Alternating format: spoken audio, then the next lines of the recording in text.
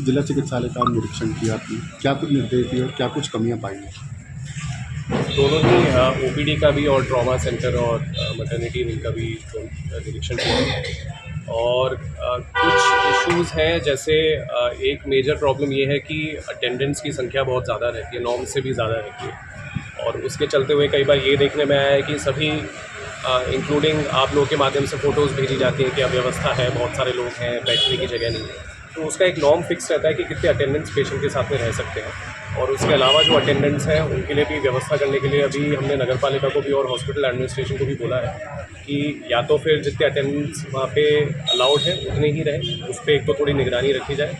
और बाकी के लिए जिस स्थान पे हम खड़े हैं वहाँ पे टेम्प्रेरी व्यवस्था बन सकती है। अगर किसी इशू की वजह से वो नहीं जाना चाहते हैं तो ये भी संभव नहीं है कि हम ज़बरदस्ती से उनको भेज दें।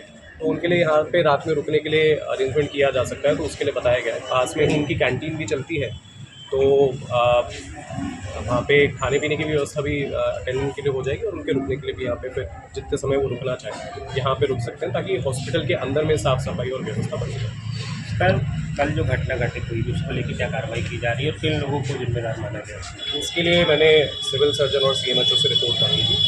उनके द्वारा जिन भी डॉक्टर्स के खिलाफ उनकी जिम्मेदारी पाई गई है, कल ही प्रस्ताव हमारा स्वास्थ्य विभाग में डायरेक्टरेट में जा चुका है और मेरी वहाँ पे बात भी हुई थी। ऐसे हम पहले भी पूर्व में भी 2 प्रस्ताव भेजे गए हैं और उसमें हम लोगों ने ये आग्रह किया है कि इसके अंदर गंभीरता से कार्रवाई की। सर, अभी आपने खुद देखा ट्रामा सेंटर में जो है मरीजों ने भी आपको बताया कि जिस तरीके से स्टाफ वहाँ परिजनों के अंदर डर का माहौल बनाता है कि ये दिक्कत होगी, वो दिक्कत होगी, जिसकी वजह से मरीज प्राइवेट में जाने मजबूर होता है। इस समस्या का क्या समाधान है सर? देखिए, 2 इसके सॉल्यूशंस हैं। एक तो जो बाहर का एम्बुलेंस का स्टाफ है वो हमारे हॉस्पिटल एडमिनिस्ट्रेशन को निगरानी रख के तत्काल रूप से उनका दखल अंदर बंद करना पड़ेगा। इसके लिए काफ़ी कुछ कार्रवाई सिविल सर्जन साहब ने करी है, बट अब भी ऐसे इंस्टेंसेस आते हैं जहाँ पे बाहर के एम्बुलेंस के लोग अंदर घूमते पाए जाते हैं और पेशेंट्स को बहकाने की कोशिश करते हैं। दूसरा, जो अटेंडर्स हैं उनको प्रॉपर काउंसलिंग की ज़्यादा आवश्यकता उनको है पेशेंट से ज़्यादा। हम पेशेंट को अगर अच्छा ट्रीटमेंट दे रहे हैं तो उनके परिजनों को भी कन्विंस करना पड़ेगा कि भाई ट्रीटमेंट मिल रहा है, और अगर 2-3 दिन का वेट करने का पीरियड और है तो पेशेंट को हमारी मेडिकल टीम की जिम्मेदारी है कि उनको कन्विंस करें और वो उतनी देर रुके, उनको कोई परेशानी नहीं हो, ताकि फिर वो किसी और के बहकावे में या फिर किसी प्राइवेट इंस्टीट्यूशन में जाके इलाज कराने से जो बार बार शिकायतें आती हैं कि हमसे इतनी वसूली कर ली और यहाँ पे इलाज के लिए लेके चले गए, तो उसका एकमात्र तरीका बंद करने का यही है। इसके साथ में मैंने वापस से निर्देशित किया है कि मेरा नंबर, सीएमएचओ का नंबर और बड़े तरीके से वहाँ पे लिखवाया जाए। पेशेंट्स लगातार कॉल भी करते हैं और उसको जितने हमारी जानकारी में आता है हम उसको एड्रेस करने की कोशिश भी करते हैं। तो उम्मीद है कि ये दोनों तीनों चीज़ें करेंगे तो इससे काफ़ी कुछ ये जो शिकायतें हैं। सर, एम्बुलेंस और डॉक्टरों के द्वारा पैसे मांगने की जो लगातार कल भी पैसे लिए गए थे एम्बुलेंस चालक के द्वारा, इस पे कैसे रोक लगाई जा सकती है? इस पे कल के केस के अगर स्पेसिफिक बात करें तो उसको तत्काल रूप से हमने भेज के उस एम्बुलेंस के ड्राइवर को और अटेंडर को निलंबित करा दिया। मेरे ख्याल से कुछ देर में उसके आदेश भी आ जाएंगे।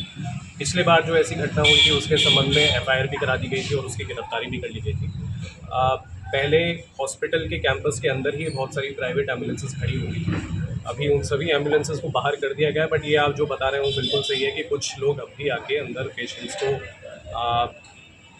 अन्य अन्य तरीक़ों से कन्विंस करके और उनके साथ में ऐसी घटनाओं को अंजाम दे देते हैं जिसकी वजह से शिकायतें होती हैं। उसके बारे में मैं जैसा बता रहा था कि यही सॉल्यूशन है कि एक तो ये जो प्राइवेट एम्बुलेंस ऑपरेटर्स हैं उनमें से जो इस तरीके के कृत्य में लगे हुए हैं उस पर हमको उनकी एंट्री थोड़ा हॉस्पिटल में और मुस्तैदी से रोक लगानी पड़ेगी।